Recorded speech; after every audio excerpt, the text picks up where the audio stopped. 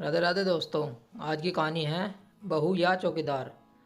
रात को संजना किचन का सारा काम निपटा कर थक हार कर अपने बेडरूम में गई तो सुबोध मुस्कुराते हुए बोला, संजना ज़रा मेरे पास बैठो, तुमसे कुछ ज़रूरी बात करनी है। अगले महीने मुझे ऑफिस के काम से दिल्ली जाना है। सोच रहा था कि तुम भी मेरे साथ चलो। ऑफिस का काम भी निपट जाएगा और हम दोनों थोड़ा साथ में वक्त भी बिता लेंगे।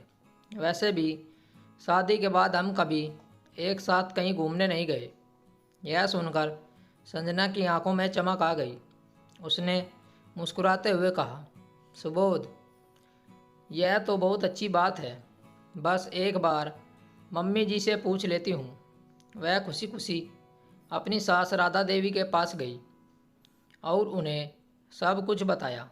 लेकिन राधा देवी ने बिना एक पल गवाए साफ मना करते हुए बोली, बहू तुम्हारे बिना मेरा मन नहीं लगेगा। तू चली जाएगी तो मैं अकेली क्या करूँगी। मायूस होकर संजना अपने कमरे में लौट आई और सुबोध से धीमे स्वर में बोली, मम्मी जी ने मना कर दिया। उनका कहना है कि मेरे बिना उनका मन नहीं लगेगा। अब उनकी बात को मैं कैसे टाल सकती हूँ। यह सुनकर सुबोध ने दुखी स्वर में कहा, तुम हमेशा मेरी माँ का दिल जीतने की कोशिश करती रहती हो और यहाँ तुम्हारे पति का दिल टूट जाता है। क्या तुम्हें मेरी कोई परवाह नहीं है। संजना की आंखें नम हो गई। वह सुबोध के पास आई और बोली, सुबोध जी मुझे माफ़ कर दीजिए। अगली बार ज़रूर आपके साथ चलूँगी, लेकिन इस बार नहीं। मम्मी जी को अकेला छोड़कर नहीं जा सकती। सुबोध ने मुस्कुराते हुए मासूमियत से कहा, तुम सबके बारे में सोचती हो, कभी अपने बारे में भी सोच लिया करो। संजना के चेहरे पर हल्की मुस्कान फैल गई। अगले महीने सुबोध दिल्ली चला गया। संजना का घर में मन नहीं लग रहा था। रात को जब दोनों वीडियो कॉल पे बातें कर रहे थे, सुबोध ने कहा, मैंने तो पहले ही कहा था कि चलो, लेकिन तुमने मेरी बात नहीं मानी। अब देखो, ना मेरा मन लग रहा है ना तुम्हारा। तुम वहाँ हो, तुम्हारे साथ पूरा परिवार है, लेकिन मेरे पास तो कोई नहीं है, सिर्फ मैं अकेला हूँ। संजना ने उसे कहा, सुबोध बस कुछ ही दिन की बात है, फिर तो तुम वापस आ ही जाओगी। लेकिन सच्चाई तो यह थी कि वह भी सुबोध के साथ जाना चाहती थी, लेकिन सास की बात मानकर रुक गई। उसके दिल में एक कसक थी, लेकिन वह अपने चेहरे पर हमेशा मुस्कान बनाए रखती थी। कुछ दिन बीत गए। अचानक एक दिन संजना की ननद और नंदोई आ गए। संजना उन्हें देखकर बहुत खुश हुई और पूरे मन से उनकी आव भगत में लग गई। डिनर के बाद राधा देवी ने संजना को अपने कमरे में बुलाकर धीमे स्वर में कहा, बहू हम चारों लोग, तुम्हारे ससुर जी, मैं, ननंद और नंदोई शिमला घूमने जा रहे हैं। संजना खुशी से बोली, मम्मी जी मुझे भी बहुत समय से शिमला जाने का मन था, मैं भी आपके साथ चल सकती हूँ। यह सुनकर राधा देवी का चेहरा सख्त हो गया। उन्होंने सख्त होकर कहा, नहीं बहू, तुम यहीं रहोगी। कोई तो घर की देखभाल करने वाला होना चाहिए। अगर तुम घूमने चली गई तो घर का काम कौन करेगा। यह सुनकर संजना एकदम सुन पड़ गई।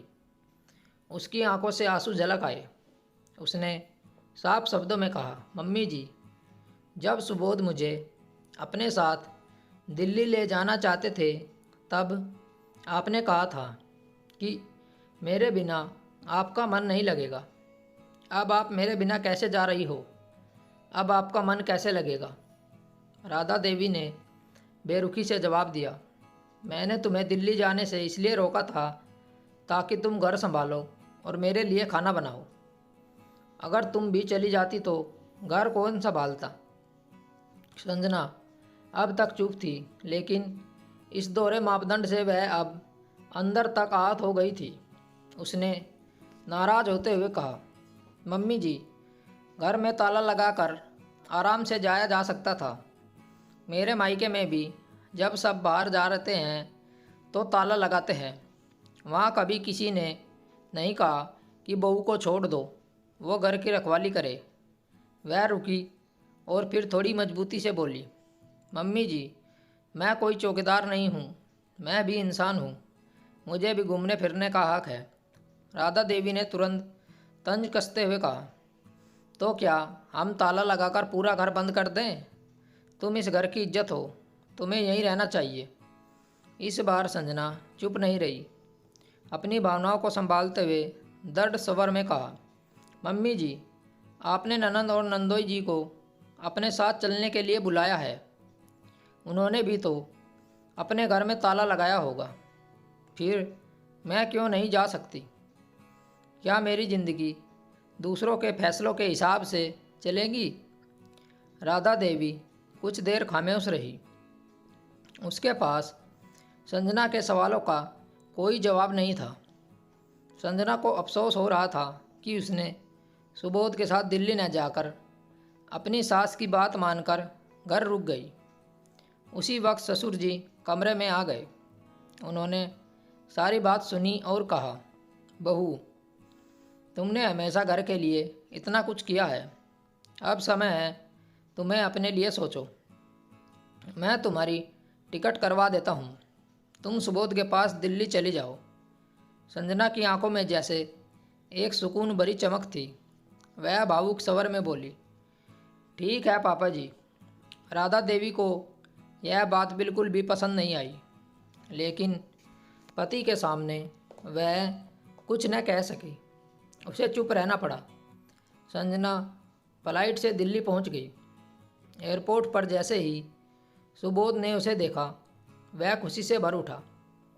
वह भागकर उसके पास गया और बोला, देर से ही सही, तुमने अपने बारे में सोचना तो शुरू किया। संजना उसे देखकर हल्के से मुस्कुरा दी। उसे अब तसल्ली थी कि इस बार उसे उस बड़े घर में अकेले में नहीं रहना पड़ेगा। स्टोरी को लेकर आपकी क्या राय है, नीचे कमेंट करके हमें बताएं। ऐसी ही और बेहतरीन कहानियाँ सुनने के लिए हमारे चैनल रोचक कहानी वॉइस को ज़रूर सब्सक्राइब करें। मिलते हैं आपसे एक और नई कहानी के साथ। तब तक जुड़े रहिए हमारे चैनल के साथ। कहानी सुनने के लिए आप लोगों का बहुत बहुत धन्यवाद। राम राम दोस्तों।